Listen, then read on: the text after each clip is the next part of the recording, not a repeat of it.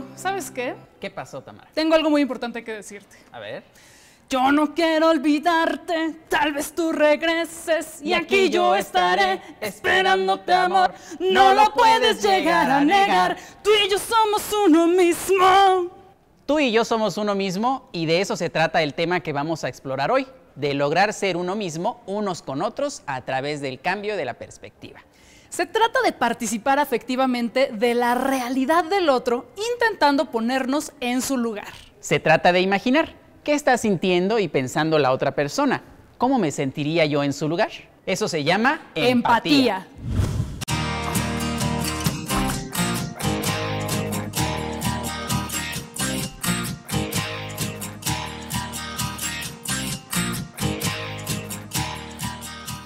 Aunque ya les declamamos con mucha pasión, aquí les va un pequeño poema de Yeats, poeta irlandés, para entrar en discusión con nuestro invitado de hoy.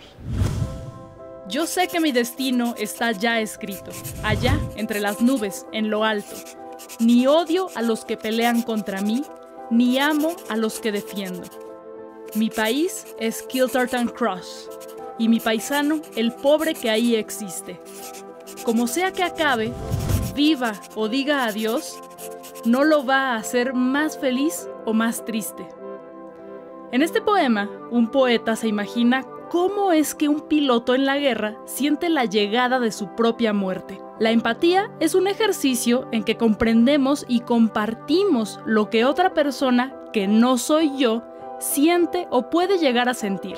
Aunque yo no sea una piloto irlandesa del siglo XX, sé por cómo me hace sentir el poema qué siente ese piloto. También sé que el piloto de pronto tiene una epifanía. A mis paisanos, si vivo o si muero, les importa un cacahuate. No solo eso, el piloto nos tira netas. Ni odio a los que pelean contra mí, ni amo a los que defiendo. Cuando alguien nos cuenta sus sentimientos, es un ejercicio que acerca a dos personas.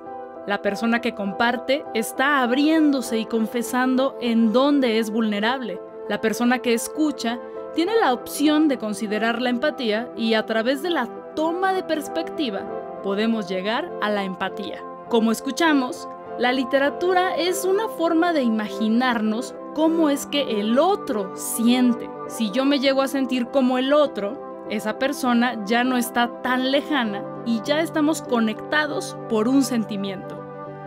El invitado de hoy nos acompaña porque la poesía nos enseña a sentir lo que otro siente y pensar lo que otro piensa. Nos invita a ponernos en otra perspectiva.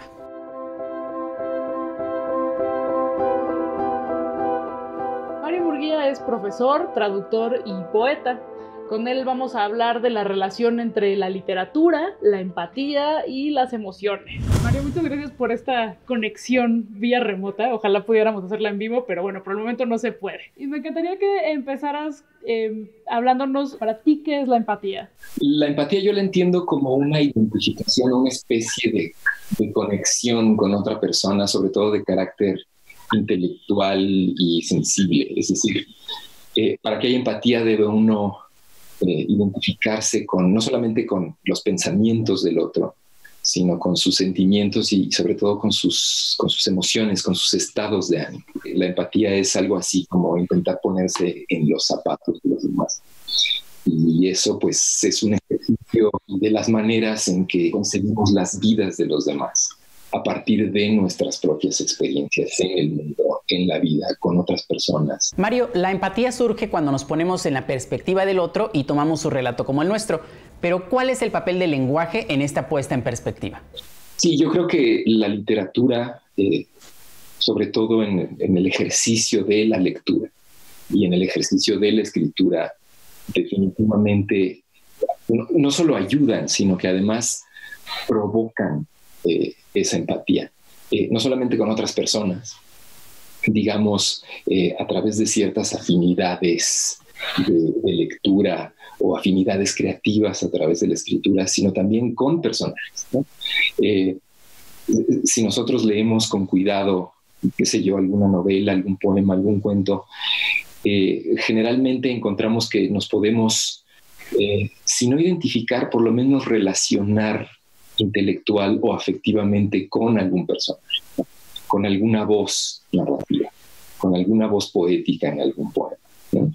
Y eso tiene que ver con el ejercicio de la imaginación del que hablaba yo antes, y sobre todo con la capacidad que tiene uno de recibir lo que está en la página o en la pantalla, por ejemplo, ¿no? Y hacerlo propio, hacerlo parte de la experiencia personal, de la experiencia intelectual, de la experiencia sensible, ¿no? Y en ese sentido, la literatura es un medio perfecto como para ejercitar esta capacidad de empatía y la capacidad de la imaginación, por supuesto, ¿no? Si la empatía se da por medio de la imaginación. Es decir, uno no se puede poner en los zapatos del otro a menos que se imagine cómo es el otro, ¿no? A menos que se imagine cuál es la talla de los zapatos del otro, ¿no? Entonces la comunicación en ese sentido es empática y es altamente imaginativa, ¿no? Altamente creativa incluso. Siento que aprendemos muchos sinónimos e intentamos agregar muchas palabras a nuestro vocabulario como para hablar mejor y escribir textos más enriquecidos y muy académicos y muy formales, pero no nos enfocamos tanto en enriquecer nuestro vocabulario emocional para poder comunicar más específicamente estas emociones y lograr la empatía. ¿Cómo crees que podamos empezar a ampliar este bagaje del vocabulario emocional? Mi respuesta favorita para eso es leyendo. La mejor manera no solamente de adquirir nuevo vocabulario, de adquirir vocabulario más sofisticado, ¿no? Por decirlo de alguna manera, por llamarlo así, es leer, ¿no? Y no solo leer, sino también escribir. Porque finalmente la lectura no es otra cosa que una manera de comunicarse con alguien más, ¿no? Ya sea que ese alguien más es un ser real, una persona que habita en el mundo circundante, o una persona que habita, un ser que habita en el mundo de lo ficticio, ¿no? En el mundo del verso también, por ejemplo, ¿no? Alguien inventado que sin embargo parece real o que da la impresión de ser real justamente a través del uso del lenguaje, por medio del uso de la palabra, del uso, creo yo, imaginativo y poco común de la palabra. Entonces, si nosotros trasladamos esa experiencia de la lengua extraordinaria de la literatura a nuestras propias vidas, ¿no? Y a nuestras propias experiencias del mundo, entonces encontraremos que no solamente nos comunicaremos mejor, sino que además seremos capaces de vivir vidas tan extraordinarias como el lenguaje que usamos, ¿no? El lenguaje es no solamente espejo de la vida, sino experiencia de la vida. Entonces, ese vocabulario, a través de la lectura, por medio de la palabra, no solamente se va a enriquecer, sino se va a ejercitar, y entonces los demás podrán conocer de nosotros no solo lo esencial, sino lo más preponderante de nuestra existencia, de nuestro ser, de nuestro pensamiento, ¿no? Y cuanto mejor podamos expresar lo que sentimos, lo que pensamos, lo que vivimos, mejor será nuestra experiencia del mundo y nuestra comunicación y nuestras relaciones, ¿no? Existan en el mundo o existan en la página. La literatura es un puente entre el lenguaje y lo emotivo. ¿Por qué dirías que pasados los siglos o los milenios, un poema sigue siendo el mejor medio para transmitir una emoción o un sentir? Porque el lenguaje de la poesía no es solamente un puente hacia lo emotivo, sino es lo emotivo. Es decir, el lenguaje poético es pensamiento, es intelecto, pero también es emoción en sí mismo. Como decía yo hace un rato, creo yo que el poema pervive con mucha fuerza, con mucha intensidad, justamente porque es un producto, una emanación, si queremos, de lo más sensible, de lo más íntimo. Entonces, el poema, el verso, si ustedes quieren, nos permite no solamente expresar esa intimidad, sino también acceder a la intimidad de los demás. Es por eso que el lenguaje de la poesía es sí complejo, pero al mismo tiempo memorable. Eso es poesía, es lenguaje memorable, es lenguaje que va más allá de lo cotidiano para colocarse en eso, en lo imaginativo, en lo especial, en lo que está fuera de lo común y del mundo circundante para alojarse en el pensamiento y en la emoción de los individuos. Siento que la literatura y otras formas de arte pueden llegar a ser intimidantes, por todo un sistema muy complejo y que llega a ser elitista, pero ¿cómo podemos volver a los orígenes de este tipo de expresiones y de disciplinas? Perderles el miedo no solamente a la hora de consumirlos, sino de crear.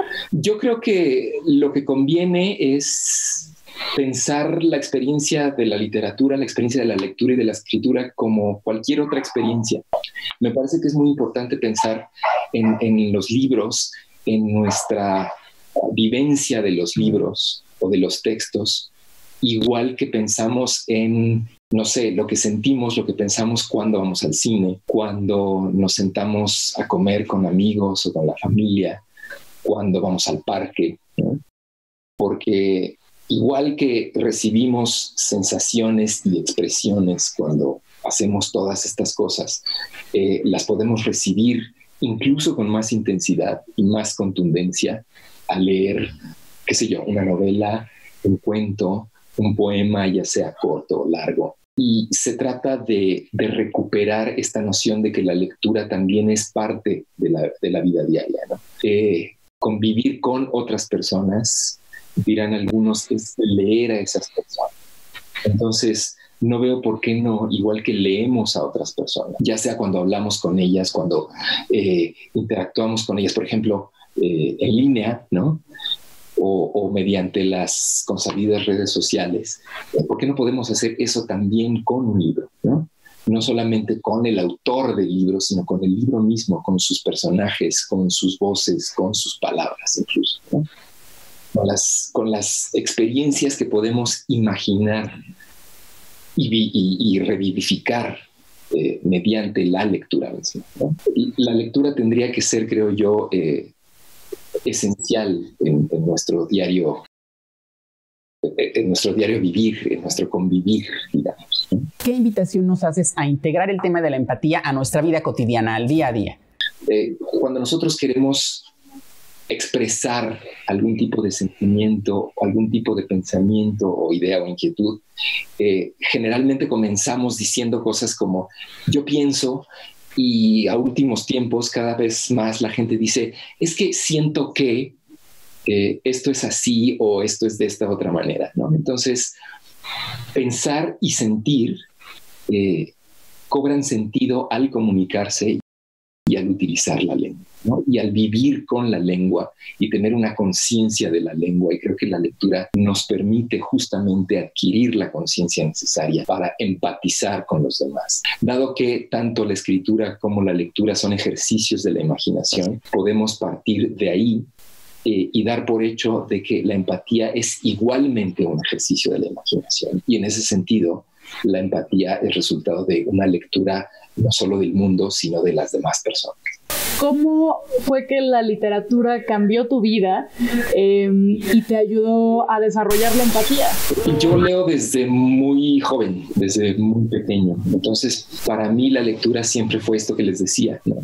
Una experiencia cotidiana, ¿no? Una experiencia que me tomaba mucho tiempo y que hacía yo con mucho amor, por decirlo de alguna manera. Eso también es importante.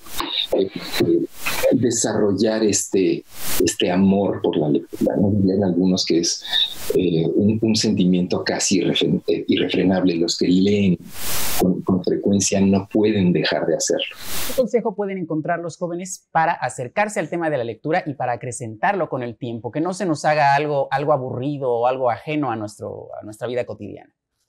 Es importante leer lo que a uno le interesa leer. A partir de esos intereses y de esas, digamos, pulsiones íntimas, uno puede empezar a leer lo que le cause más interés, lo que le cause más alegría, ¿por qué no?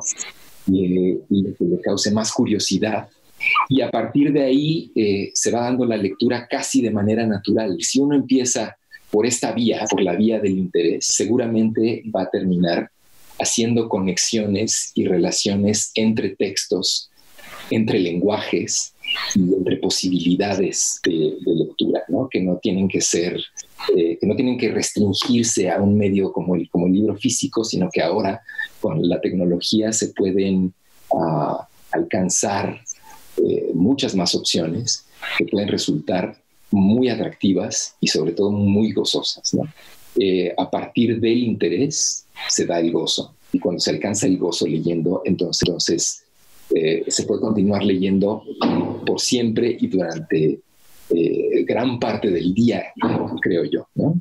Claro, hay que entender que ahora más que nunca, en ningún momento de la historia, estamos leyendo y escribiendo como nunca ninguna generación lo había hecho. Y eso también es leer, y eso también es escribir. Está leyendo ahora porque tiene pocas opciones de hacer otras cosas, ¿no? Es decir, ya no puede salir, ya no puede ir al cine, ya no puede ir al parque, ya no puede ir al partido, qué sé yo. Entonces, en ese sentido, se ha visto quizá obligada a leer, pero en esta obligación ha encontrado nuevas posibilidades de aprendizaje, nuevas posibilidades de diversión, nuevas posibilidades de gozo, y eso también es muy importante. Es decir, dejar de ver la lectura como una obligación y empezarla a ver como una oportunidad de conocer el mundo, de conocer nuevas latitudes, de conocer nuevas lenguas, de conocer nuevos personajes y nuevas experiencias, ¿no?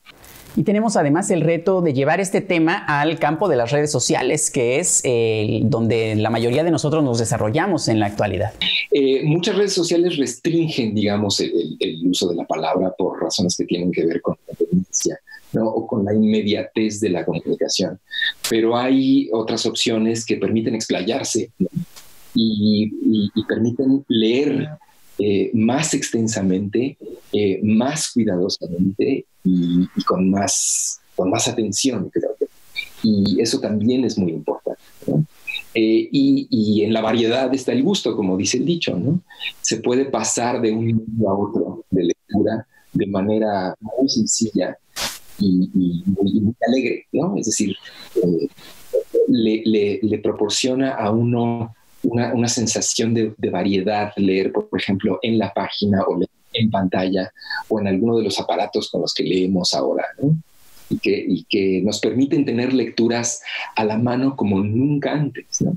Es decir, ahora no tenemos que cargar libros, ¿no? Pero sí podemos llevar muchos libros en el teléfono, en esto que llaman la tableta, en la computadora, etcétera, etcétera. Y eso nos da opciones. Creo que también son muy válidas y hay que aprovecharlas. Y además, gracias a esta tecnología, también está la oportunidad de unirse a clubes de lectura, a grupos para comentar y para que esto no sea nunca más un acto solitario. Hay que pensar que la lectura ha tenido una evolución constante a través de los siglos, ¿no? Igual que nuestras maneras de comunicación y que nuestras propias personas, ¿no? Hace mucho tiempo la mayoría de las personas no sabía leer. Entonces lo que se acostumbraba era que quien sí sabía leer se ponía en medio o frente a un grupo y esa persona les leía o les contaba cosas a los demás, ¿no?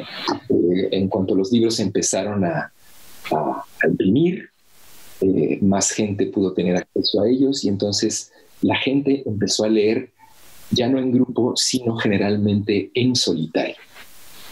Creo que una de las maravillas de las redes sociales y de tecnologías como el Internet es que nos permite regresar, como decías tú, a una lectura en grupo, a la lectura pública, digamos, al intercambio de ideas sobre lo que estamos leyendo y sobre las maneras en que captamos y percibimos lo que estamos leyendo, sobre la manera en que hacemos nuestro texto. La inmediatez que procuran las redes sociales también es muy valiosa porque en cuestión de segundos podemos intercambiar opiniones, ¿no? Intercambiar ideas, intercambiar interpretaciones y lecturas de los textos. Y eso también es valiosísimo porque es parte del proceso y de escribir en muchos casos también. Claro, y tenemos la asignatura pendiente de llevar el tema de la empatía a estas nuevas relaciones sociales, a las relaciones virtuales.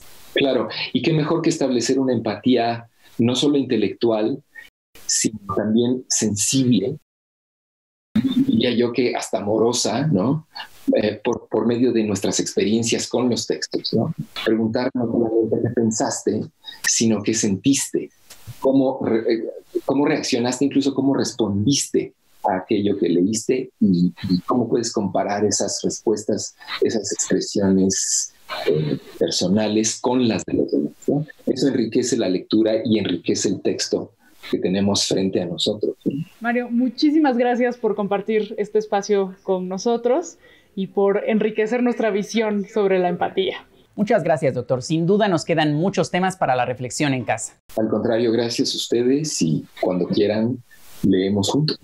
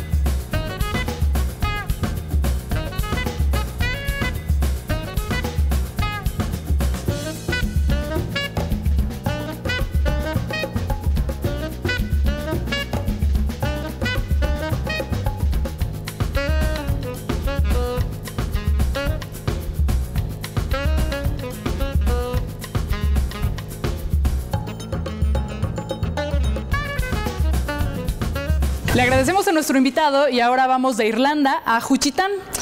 A ver, ¿cómo es que yo, una mujer de la Ciudad de México que habla español, me puedo poner en los zapatos de un joven juchiteca que vive en Oaxaca y habla zapoteco? Una vez más, a través del arte. Vamos a verlo.